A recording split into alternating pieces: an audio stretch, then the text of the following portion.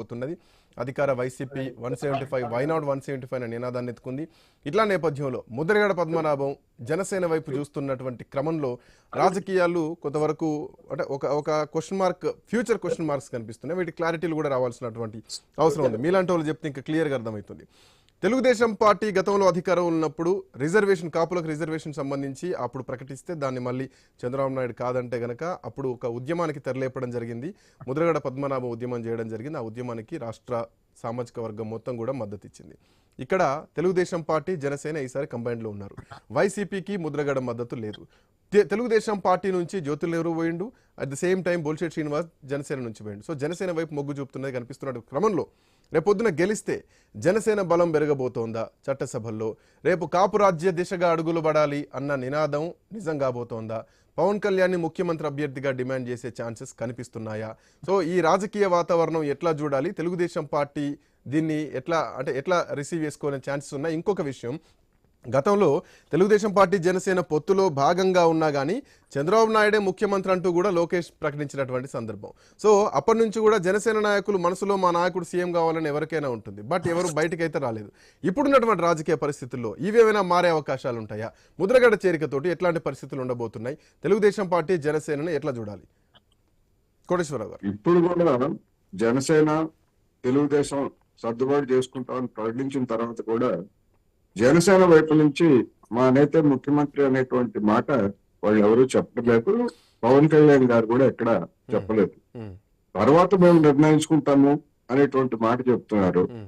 At the same time Lokesh కానివ్వండి, లేదా ఇతర తెలుగుదేశం ప్రతినిధులు కానివ్వండి, వివిధ చర్చల సందర్భంగా ఇతర సందర్భంగా చంద్రబాబు నాయుడే మా ముఖ్యమంత్రి అని చెప్పేసి చెప్పినప్పుడు పవన్ కళ్యాణ్ గారి నుంచి వ్యతిరేకమైనటువంటి నెగిటివ్ కామెంట్ అయితే రాలేదు అనేటువంటిది ఒకటి గమనించాలి. అంటే దాన్ని బట్టి ఏమిటంటే చంద్రబాబు నాయుడు నాయకత్వాన్ని పవన్ కళ్యాణ్ గారు జనసేన అంగీకరించడానికి వాళ్ళు సర్దుకుంటున్నారు. లోపల ఎవరికైనా ఉంటే ఉండొచ్చు, మన వాడైతే బాగుంటుందని. కానీ ఇవాళ ఉన్నటువంటి రాజకీయ పరిస్థితుల్లో అటువంటి అవకాశం లేదు అనేటువంటిది ఈ సందర్భంగా చెప్పలేదు.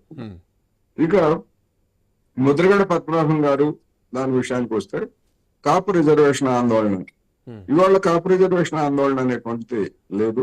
ఆ విధమైనటువంటి పరిస్థితులు రాష్ట్రంలో లేవు.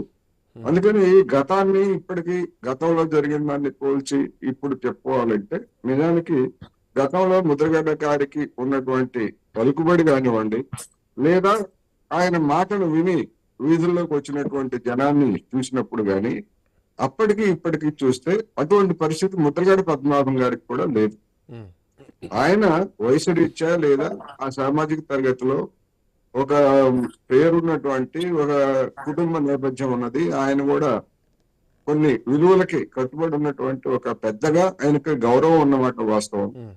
అది కొంత మేరకు తోడ్పడుతుంది తప్ప జనసేనలో చేరినా లేకపోతే తెలుగుదేశంలో చేరినా మొత్తం ఆయన చేరగానే కాపులంతా కట్టకట్టుకొని పొలవమంటూ వస్తారని అనుకోవడానికి లేదు. ఎందుకంటే కాపులే కాదు, నేను అనేది కాపు సామాజిక తరగతే కాదు, ఏ సామాజిక తరగతి నాయకుడిగా గుర్తింపు పొందినప్పటికీ ఆ సామాజిక తరగతి మొత్తంగా అతను వెంటనే లేదా ఆమె వెంటనే ర్యాలీ అయ్యేటువంటి పరిస్థితులు ఇవాళ ఆంధ్రప్రదేశ్ లో లేవు.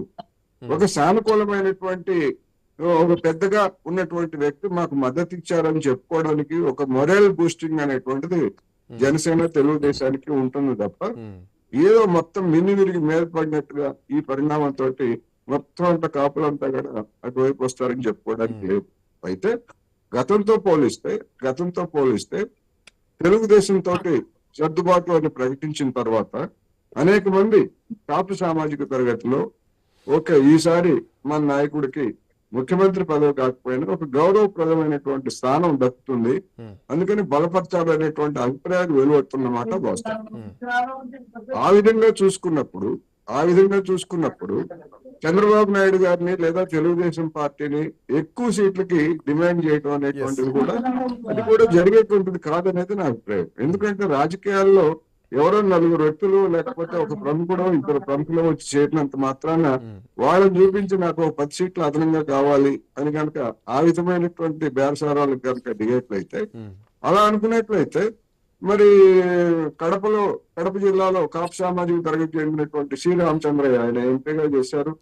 మంత్రిగా కూడా భవిష్యత్ చేసి ఉంటారు. ఇప్పుడు వైసీపీ ఎమ్మెల్యేగా చేరి ఆ జిల్లాలో పలుకుబడినటువంటి నాయకులు ఒకరిగా ఉన్నారు కనుక ఆయన తెలుగుదేశం పార్టీలో చేరారు. ఇప్పుడు అట్లా కొంతమంది చేరినంత మాత్రాన వాళ్ళని చూపించి మేము మీకు అక్కడ సీట్లు ఇవ్వము అని చెప్పేసి తెలుగుదేశం కూడా అనడానికి లేదు.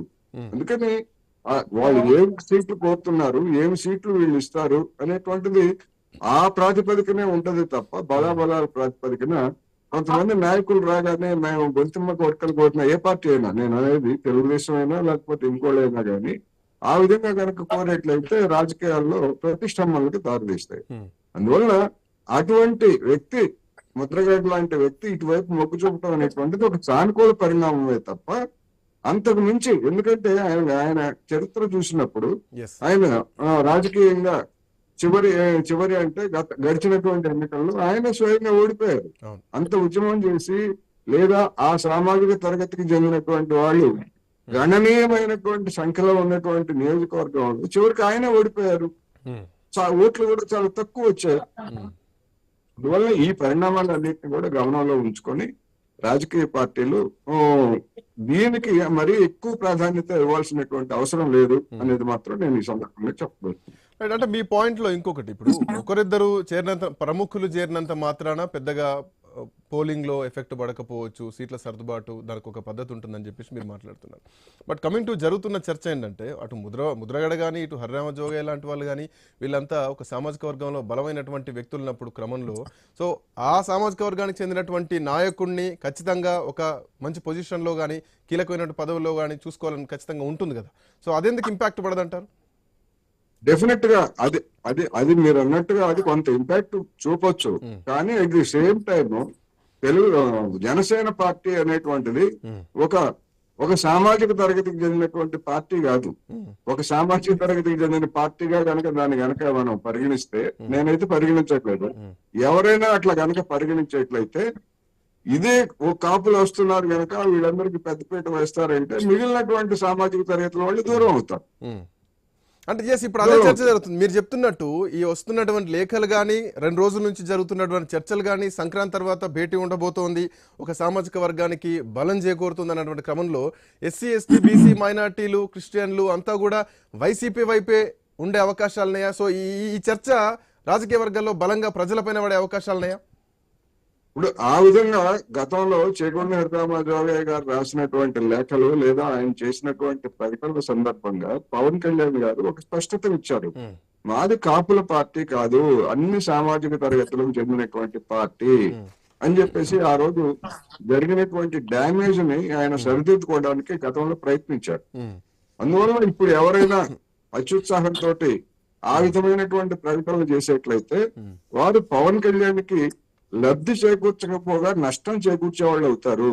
ఎందుకు అంటే అధికార వైసీపీ అటువంటి పరిణామం కోసం లేదా ఆ విధమైనటువంటి ప్రచారం ఎవరు చేస్తారా అని ఎదురు చూస్తా ఉంది. దాన్ని అడ్వాంటేజ్ గా తీసుకుంటున్నాం. మనం తెలంగాణ ఎన్నికల్లో మనం చూసాం. 2018లో చంద్రబాబు నాయుడు గారు కాంగ్రెస్ కు మద్దతు ప్రకటించినప్పుడు ఆ రోజు భావోద్వేగాలని రెచ్చగొట్టినటువంటిది బీఆర్ఎస్ పార్టీ, దాన్ని క్యాష్ చేసుకుంది. అందుకనే మొన్న జరిగినటువంటి ఎన్నికల్లో తెలుగుదేశం పార్టీ ఆ విధమైనటువంటి మద్దతు ప్రకటించకుండా లేదా వ్యతిరేకత ప్రకటించకుండా తటస్థంగా ఉండి తాను చేయాల్సింది తాను చేసుకుంది. అందువల్ల ఈ నేపథ్యం చూసినప్పుడు ఎవరైనా పవన్ కళ్యాణ్ గారిని కాపు నాయకుడిగా, కాపు సామాజిక వాడిగా కనుక చిత్రించదాన్ని చూస్తే సహజంగానే వైసీపీ దాని మీద క్యాష్ చేసుకోవడానికి ప్రయత్నిస్తుంది. అందువల్ల అటువంటి ప్రయత్నాలు జరగటాన్ని నివారిస్తారని నేను అనుకుంటున్నా. ఒకవేళ నివారించకపోయేట్లయితే దానివల్ల జరిగే లాభం కంటే నష్టం ఎక్కువ ఉంటుంది. హనుమంత్ రెడ్డి గారు మీరు కలవడానికి ప్రయత్నం చేశారు, ఎమ్మెల్సీ తోట త్రిమూర్తులు కూడా కలవడానికి ప్రయత్నం చేయడం జరిగిందని ఒక వార్త బలంగా వినిపించింది. సో ఒక సామాజిక వర్గం తలుపులు మూసేసిందా? సో ఈరోజు ఒక సామాజిక వర్గం మొత్తం అటు ప్రతిపక్షాల సైడ్ వెళ్తుంది అనుకోవాలా?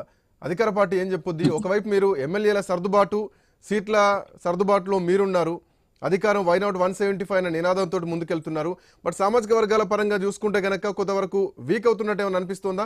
ఇటు ఎమ్మెల్యేలు ఇప్పటికే సీట్లు రానోళ్ళు కండువాలు మార్చే పనిలో ఉన్నారు, గ్రౌండ్ వర్క్ కూడా చేసుకున్నటువంటి క్రమం కనిపిస్తోంది. సో ఇదంతా వైసీపీకి కొంత ఎఫెక్ట్ ఉందా? ఒకవైపు ఈ వర్గం ఈ సామాజిక వర్గాల అంటే కూటమి ఒకవైపు కలుస్తుంటే ట్రాన్స్ఫర్లు ఇంకోటి ఒక తలనొప్పి లాగా ఏమైనా మారే ఛాన్సెస్ కనిపిస్తున్నాయా? ఇప్పుడు ఏదైతే మీరు ఒక సామాజిక వర్గం అనేది అయితే మాట్లాడుతున్నారో, కాపు సామాజిక వర్గం యొక్క ప్రతినిధి